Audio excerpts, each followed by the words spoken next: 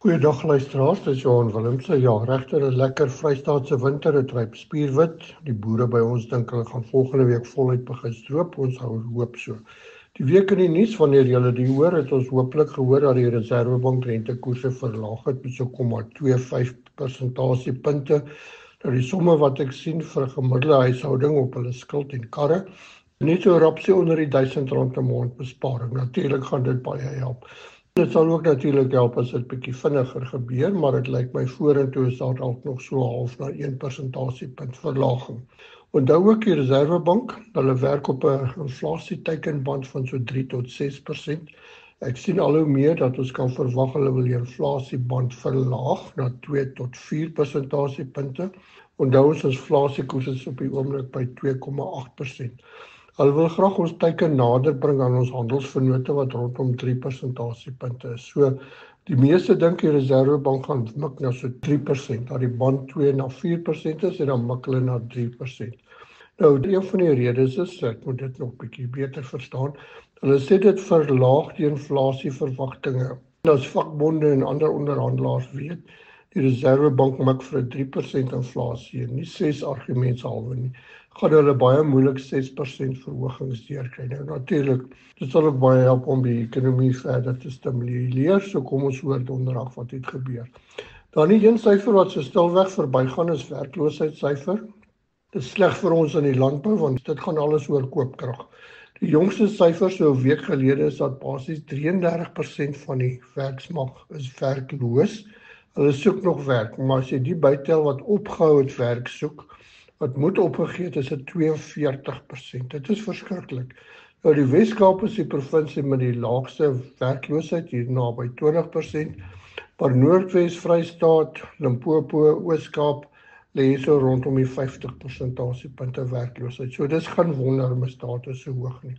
Dan is baie interessant, dis nie net in Suid-Afrika waar ons Ponzi skemas het nie, hierheen het my oog gevang. In Amerika praat hulle van hoe verdwyn 650 miljoen se vee sonder dat hulle weg iets met die vee gebeur het. En hulle sê dis die waarde van 26 koeie wat 3 manne oor en oor gesmous het oor 'n klompie jare en daar so 140 miljoen per maand weg. En natuurlik dis 'n ou Ponzi skema wat hulle sê jy kry nuwe ouens se geld in en dan haal jy die ou geld uit.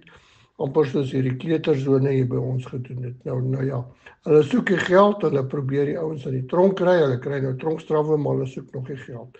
So dis nie net by ons waar dit gebeur nie en hulle sê die groot ding is 26 koeie wat hulle kon, wat is die goeie woord, hefboom tot $650 miljoen. Dan is die anders, kakao wat belangrik is vir sjokolade.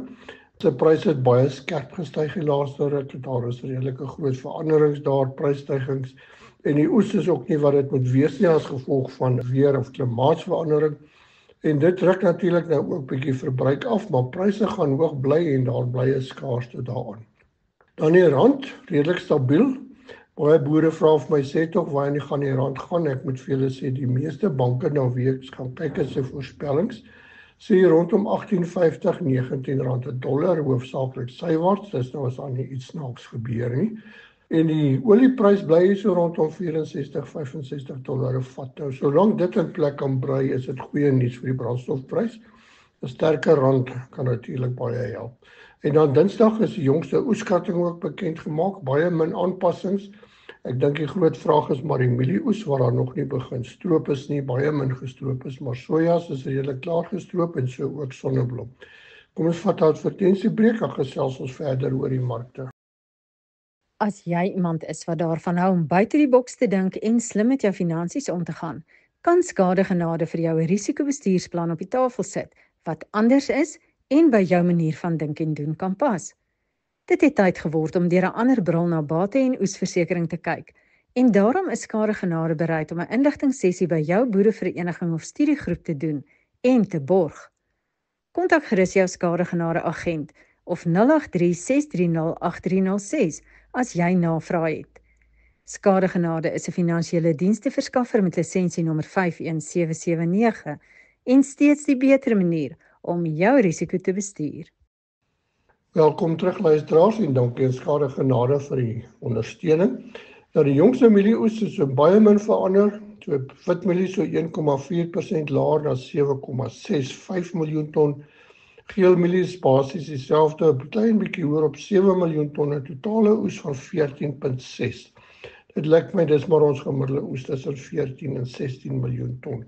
Wat wel in die mark spook is dat daar redelik gerugte is van laer kwaliteit witmielies. Dit laat pryse bokspring.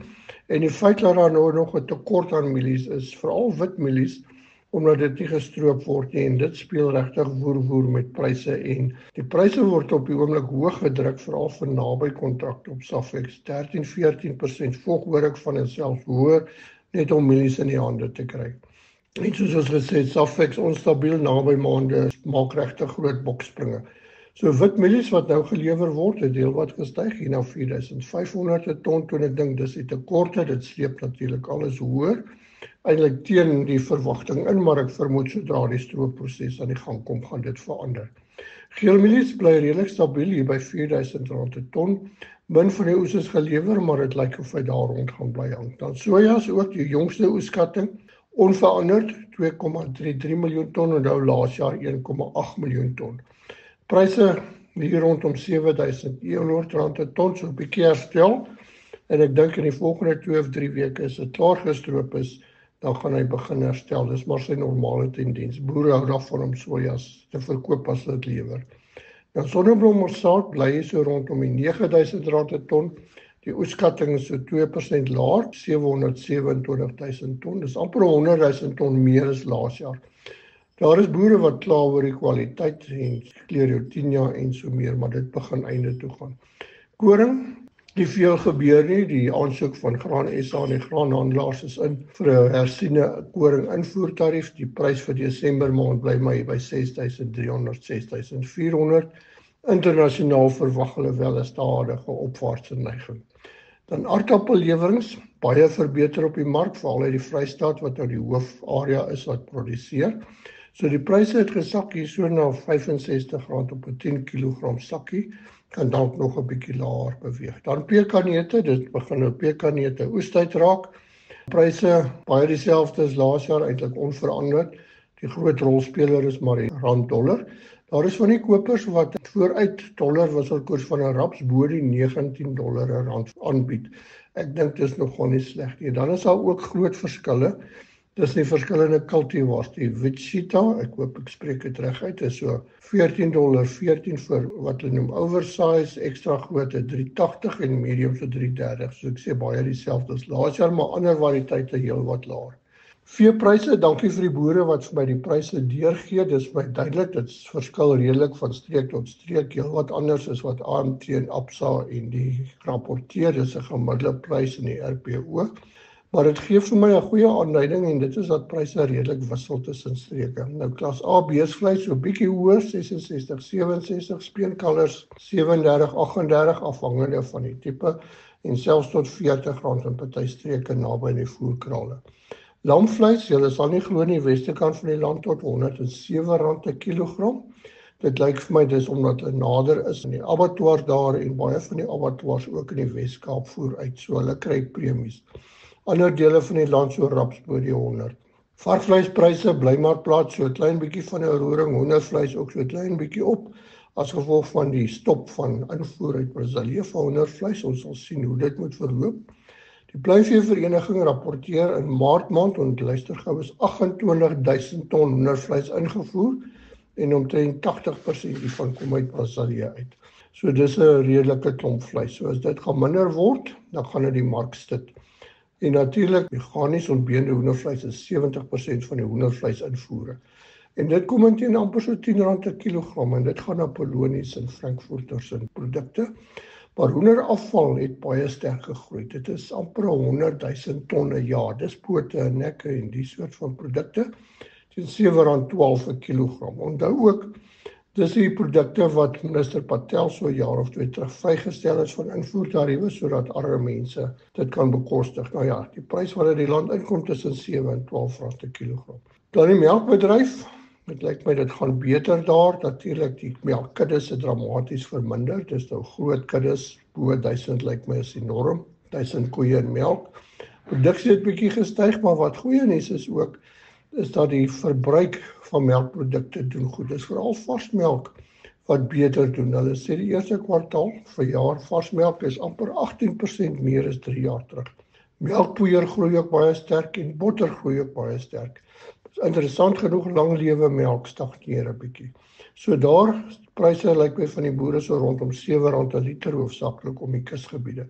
So dit lyk vir my ook of daar 'n beter markbalans begin intree. Groete van Johan Willemse tot volgende week.